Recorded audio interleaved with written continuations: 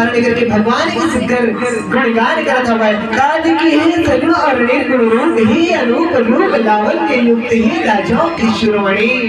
आपकी जय हो। आपने रावण आदि प्रचंड प्रबल और दुष्ट राक्षसों को अपनी भुजाओं के बल से मार गिराया। आपने मनुष्य अवतार लेकर संसार के भार को नष्ट करके दारुण दुख को भस्म कर दिया। ये प्रकार से श्रोत समाज में देते हैं भगवान की गुणान वाद करत महिमा गावत है। कहते कि हे दयालु हे शरणागत की रक्षा करने वाले प्रभु आपकी जय हो।